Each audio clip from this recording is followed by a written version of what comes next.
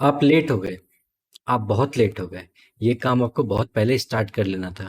अच्छा खासा रिटर्न मिल जाता। आइए 2 केस लेते हैं। मान लेते हैं 3 दोस्त हैं, राज, राहुल और गौरव। राज ने 25 साल से 10,000 रुपए हर महीने एसआईपी में डालना स्टार्ट कर दिया और एक एजम्पशन लेते हैं कि 12% इंटरेस्ट मिल रहा। फिर 35 साल में आके उसने एसआईपी बंद कर दिया। उसके बाद 60 साल तक अय्याशी की, फिर रिटायर हो गया। अब उसने सोचा कि सैलरी तो मिल नहीं रही, म्यूचुअल फंड से पैसे निकाल लेते हैं। जब वो म्यूचुअल फंड से पैसे निकालने गया तो उसके पास करीब 4 करोड़ रुपए आ गए। दूसरा फ्रेंड है राहुल। उसने 25 साल से 35 साल तक अय्याशी की। जब 35 साल का हो गया तो उसने सोचा एसआईपी करना चाहिए। उसने भी हर महीने 10,000 डालना स्टार्ट कर दिया। 60 साल में वो भी रिटायर हो गया। जब रिटायर हो गया तो उसने सोचा कि म्यूचुअल फंड से पैसे निकाल लेते हैं। जब वो पैसे निकालने गया तो उसको करीब 2 करोड़ ही मिले। राहुल ने 30 लाख लगा के 2 करोड़ जमा किए। राज ने 12 लाख लगा के 4 करोड़ जमा कर लिए। ये है पावर ऑफ कंपाउंडिंग। ये तो हमें पता है। दूसरा केस लेते हैं। गौरव जब 5 साल का था तब उसके पेरेंट्स ने 10,000 रुपए एसआईपी में लगाना स्टार्ट कर दिया। जब उसकी एज 15 साल की हुई तो एसआईपी बंद कर दिया। लेकिन गौरव अय्याश था। उसने जिंदगी भर एसआईपी नहीं लिया, लेकिन जब 60 साल में पैसे निकालने गया तो फिर भी उसके पास 38 करोड़ रुपए थे। Again power of compounding. Raj और गौरव दोनों के लिए इन्वेस्टमेंट 12 लाख की ही थी, लेकिन गौरव ने अय्याशी भी की और राज से 9 गुना ज्यादा पैसे भी कमा लिए। अब दोनों केस देखते हैं। राहुल ने 25 साल तक एक सलीके से इन्वेस्टमेंट किया। राज ने 10 साल तक और गौरव ने कभी नहीं। फिर भी गौरव के पास रिटायरमेंट में सबसे ज्यादा पैसे थे। एक्चुअल बात यह है कि तीनों का पर्सपेक्टिव अलग है। राज, गौरव और राहुल तीनों की डिफरेंट स्टोरी है। हर इंसान की अपनी स्टोरी लाइन होती है और हर किसी की फाइनेंशियल प्लानिंग अलग होती है। आज इस इन्फ्लुएंसर ने ये कह दिया तो अब ये करने लगे, कल उसी ने दूसरी बात कह दी तो वो करने लगे। ऐसा नहीं होता। ऐसा नहीं कि इन्फ्लुएंसर की बात नहीं सुननी चाहिए, सर्टेनली सुननी चाहिए, लेकिन ये भी है कि वो जो बोल रहे हैं वो एक जनरल पर्सपेक्टिव में बोलेंगे। वो किसी इंडिविजुअल पे लागू होगा तो किसी पे नहीं लागू होगा। अपनी पर्सनल पर्सपेक्टिव को आपको समझना पड़ेगा और उसके अकॉर्डिंग प्लानिंग और इन्वेस्टमेंट करना होगा। पर्सनल पर्सपेक्टिव बहुत इंपॉर्टेंट रोल प्ले करता है। इसको हमें हमेशा एनालाइज करते रहना चाहिए। एक और बात हमें नहीं भूलनी चाहिए, लेट एक कंपैरेटिव वर्ड है। या तो आप किसी और पर्सन के कंपैरिजन में लेट हैं, जैसे कि राहुल अगर राज और गौरव से कंपेयर करेगा तो वो लेट है, या फिर राज अगर गौरव से कंपेयर करेगा तो लेट है। एक और बात ये हो सकती है कि आप अपनी प्रीवियस टाइम पीरियड के कंपैरिजन में लेट हैं। जैसे कि मैंने 10 साल पहले इन्वेस्टमेंट अगर स्टार्ट किया होता तो मेरे पास सेविंग्स ऐसी होती या फिर वैसी होती।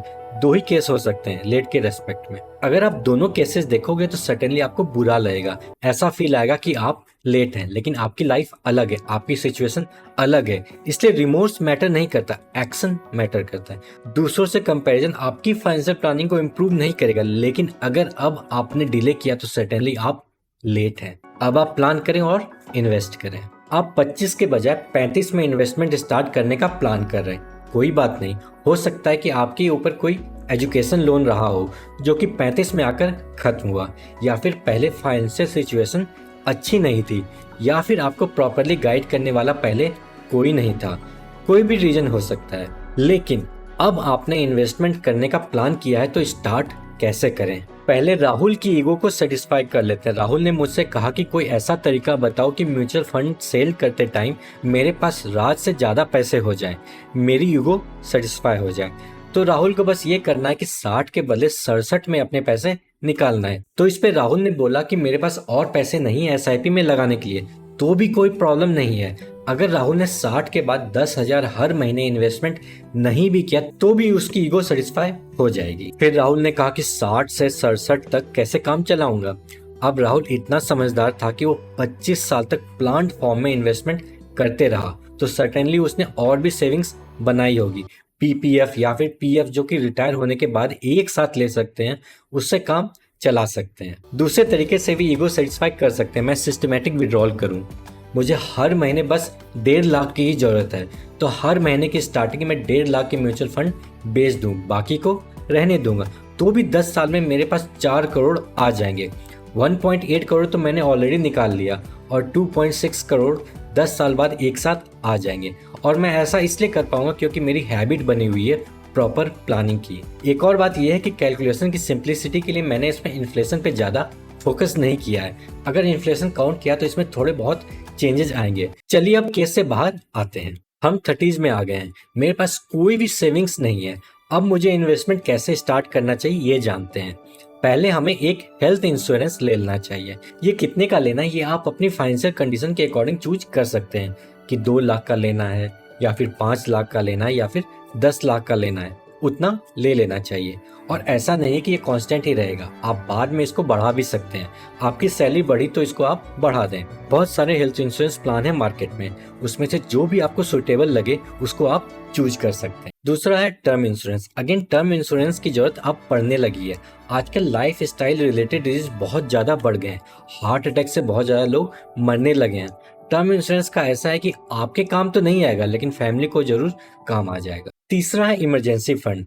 यूजुअली इसको 6 मंथ के एक्सपेंसेस के अकॉर्डिंग प्लान करना चाहिए। अगर आपका एक्सपेंसेस हर महीने 50,000 है तो आप 3 लाख का एफडी करके छोड़ दें। सेविंग्स अकाउंट में रखना मैं प्रेफर नहीं करूंगा क्योंकि उसमें रिटर्न बहुत कम है। अब यह है कि इमरजेंसी फंड क्यों रखें।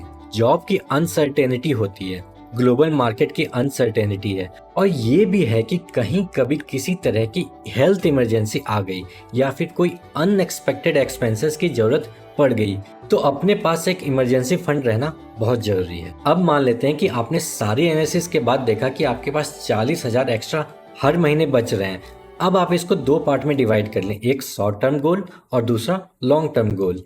मान लेते हैं आपको घर लेना है। घर लेने में क्या होता है, एक डाउन पेमेंट और दूसरा ईएमआई। करीब करीब 20% ही डाउन पेमेंट बैंक लेती है। अगर आप 50 लाख का घर लेना चाहते हैं तो डाउन पेमेंट 10 लाख होगा। मान लेते हैं 5 साल में आपको 10 लाख जमा करने हैं तो फिर आपको 15,000 हर महीने इन्वेस्ट करना होगा शॉर्ट टर्म गोल के लिए।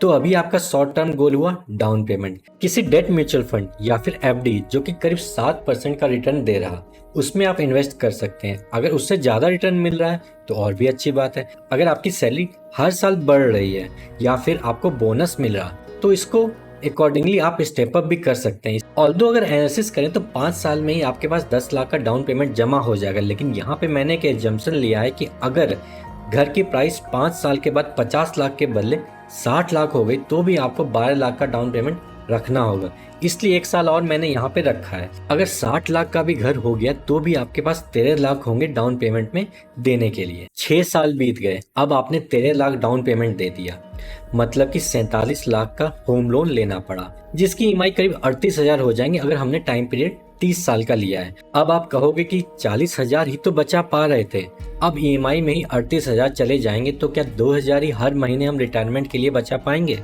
आपको ये सोचना चाहिए कि 6 साल बाद भी आपकी सैलरी क्या वही रहेगी जो अभी है, उसमें भी तो ग्रोथ आएगा। अगर ईयरली 10% सैलरी ग्रोथ को लें तो 6 साल बाद 77% सैलरी बढ़ जाएगी। आप 40,000 के बदले हो सकता है 80,000 सेव कर पा रहे हो। अब प्रेजेंट में आ जाते हैं। आपने 15,000 शॉर्ट टर्म गोल के लिए रख लिया। लॉन्ग टर्म गोल के लिए आपके पास 25,000 है, उसको हर महीने एसआईपी में डाल सकते हैं और हर साल आपकी सैलरी बढ़ेगी तो एसआईपी को उसके अकॉर्डिंग बढ़ाते भी रहें। अब आप कहेंगे कि इन्वेस्ट किस में करें, ये तो बताओ। सबसे पहले आपको अपनी रिस्क प्रोफाइल चेक करनी चाहिए। हाईएस्ट रिटर्न तो सबको चाहिए, लेकिन हाईएस्ट रिटर्न के साथ रिस्क भी हाईएस्ट रहता है। हाईएस्ट रिटर्न के चक्कर में लॉस भी बहुत हो सकता है क्योंकि रिस्क ज्यादा है। अगर आपको रिस्क प्रोफाइल पता है तो आप उसके अकॉर्डिंग म्यूचुअल फंड में इन्वेस्ट कर सकते हैं। जैसे कि स्मॉल कैप्स जो होते हैं वो फ्यूचर में हो सकता है कि बहुत बड़ी कंपनी बन जाए या फिर ये भी हो सकता है कि वो कंपनी ही बंद हो जाए। रिस्क ज्यादा है। ये भी ध्यान देने वाली बात है कि सिर्फ रिस्क प्रोफाइल को देख के आप इन्वेस्ट ना करें। रिस्क प्रोफाइल एक इनिशियल स्टेप है, इसके बाद आप और सारे एनालिसिस कर सकते हैं। अब बात आ गई कि ग्रेटिफिकेशन, जिसको संतुष्टि भी कहते हैं। बेसिकली 2 तरह के ग्रेटिफिकेशन होते हैं, एक इंस्टेंट ग्रेटिफिकेशन और दूसरा है लॉन्ग टर्म ग्रेटिफिकेशन। हमें दोनों चाहिए क्योंकि सिर्फ बुढ़ापे को एंजॉय करने के लिए आप थोड़ी ना पैदा हुए हो, अभी भी एंजॉय करना है और बुढ़ापे में भी। तो जो भी सैलरी आपको मिलती है उसको 4 पार्ट में डिवाइड करें। पहला कंपलसरी खर्च, दूसरा इंस्टेंट ग्रेटिफिकेशन खर्च, मतलब कि अभी के एंजॉयमेंट के लिए जो आपको बचाना है, तीसरा शॉर्ट टर्म गोल और चौथा लॉन्ग टर्म गोल। ओवरऑल मेरा ओपिनियन ये है कि आप लेट नहीं हैं।